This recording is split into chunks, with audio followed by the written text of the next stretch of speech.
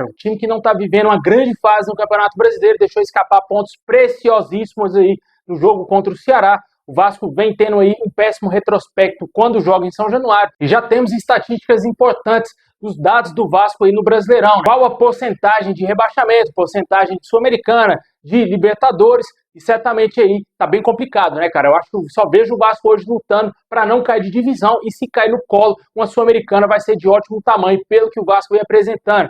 Segundo o Infobola, o Vasco tem 32% de chance de rebaixamento. Libertadores, 0% via G4, título 0%, G8 não foi calculado e Sul-Americana também não foi calculado. Gato mestre do Globo Esporte, o Vasco tem 16,71% de chance de rebaixamento, Sul-Americana não foi calculado.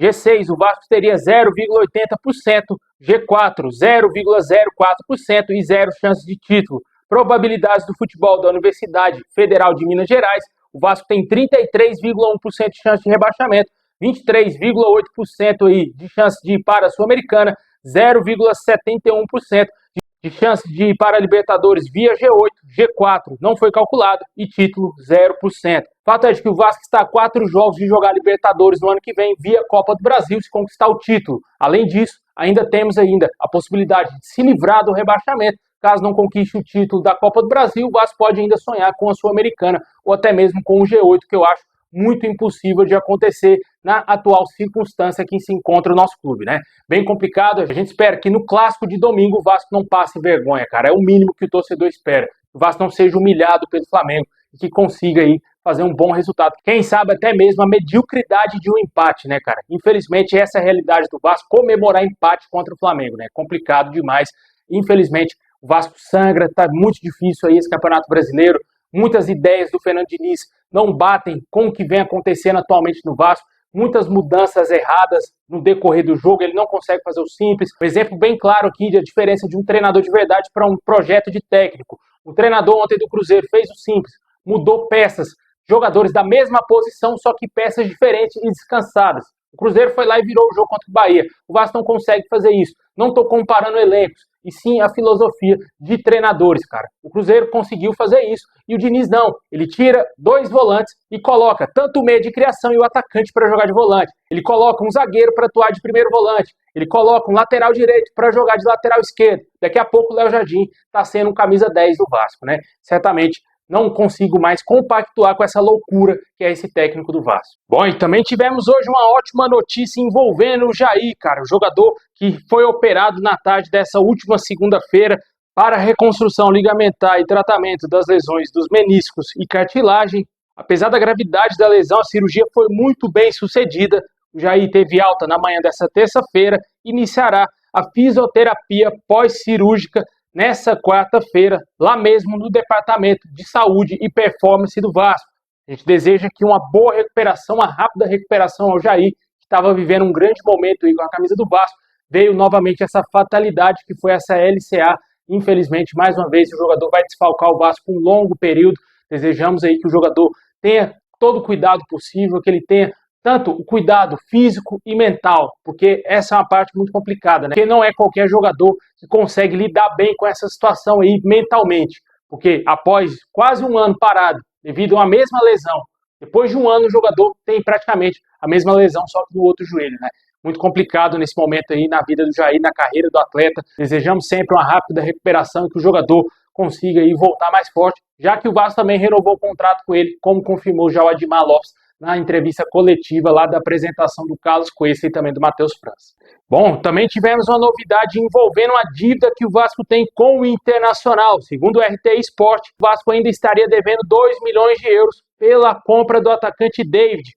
Esse valor gira em torno de 12 milhões e 600 mil reais na cotação atual e o jogador que foi comprado por aproximadamente 19 milhões de reais pelo Vasco ainda não teve a sua dívida pelo clube quitada com o Internacional. Claramente, tudo isso aí está na recuperação judicial do Vasco e não sabemos aí se o Internacional irá acionar a FIFA para buscar os seus direitos, já que além do Vasco, também outros clubes estão devendo grana ao Internacional por negociações, né? Com certeza aí é uma situação complicada, já que o Vasco contratou o David por obrigação de compra praticamente, né? Porque o Alexandre Matos, que trouxe ele lá do Internacional para o Vasco, colocou pouquíssimas metas no contrato do atleta e ele conseguiu rapidamente alcançar essas metas e atingir essas metas no Vasco. E o Vasco teve a obrigação de comprar o David, mesmo sem dinheiro. Porém, o Vasco não pagou, né? Teve que comprar o jogador meio que forçado, digamos assim, porque foi essa gestão que contratou o jogador, que teve que pagar o jogador, que tem que pagar o jogador agora. Por talvez um erro da 67 Partners, o Vasco teve que comprar os direitos do David, né? Poderia talvez tentar um reempréstimo dele com o Internacional,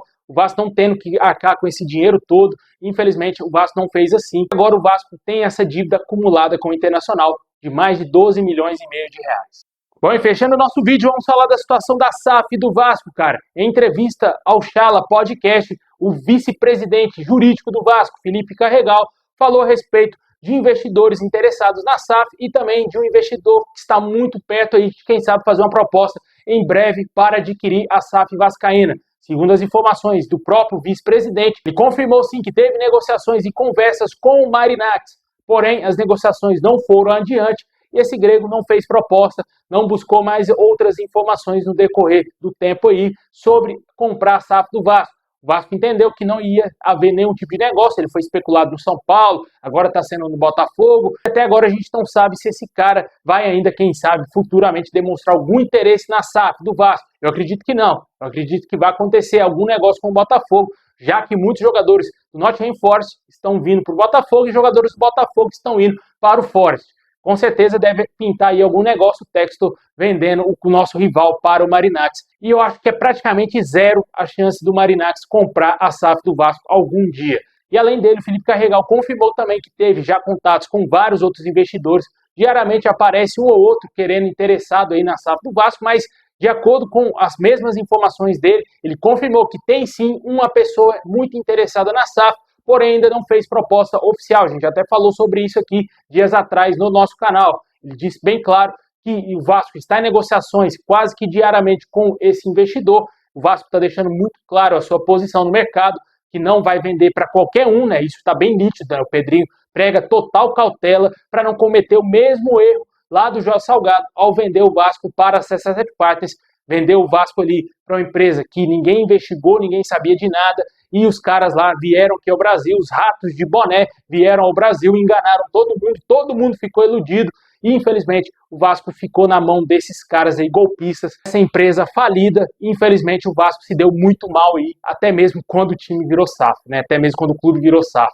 Porém, esse assunto 67 Partners, o Felipe Carregal também mencionou nessa entrevista ao Chala Podcast. Ele disse que tem contato sim com a CAP, o contato é muito bom, não é como a mídia trata aí, o Vasco tem problemas internos com essa empresa que está gerindo os negócios da 67 Partners. A 67 Partners nem existe mais, sumiu do mapa, como o próprio deixou bem claro o Felipe Carregal, e o que eles têm em mente é fazer um negócio com a CAP, aparecer um investidor muito interessado e que o Vasco entenda que esse investidor seja o melhor para o clube, né? Esses são os pontos aí que o Vasco espera para que aconteça uma venda aí, para que tudo seja resolvido e o Vasco seja vendido aí para um novo investidor. Eu acredito que possa demorar um tempo. Não sabemos se esse cara que está interessado vai fazer uma proposta ainda nesse ano de 2025 ou se ele está somente mapeando, tentando aí negociar mais alguns detalhes com o Vasco, porque é na hora dos detalhes que o negócio emperra, né? A gente não sabe como que está o estágio dessas negociações, o que a gente sabe é que diariamente o Vasco está em contato com esse empresário interessado em adquirir a nossa SAF. Até agora não sabemos o nome dessa pessoa que tem interesse na SAF, assim que tiver qualquer novidade, vamos trazer aqui no nosso canal.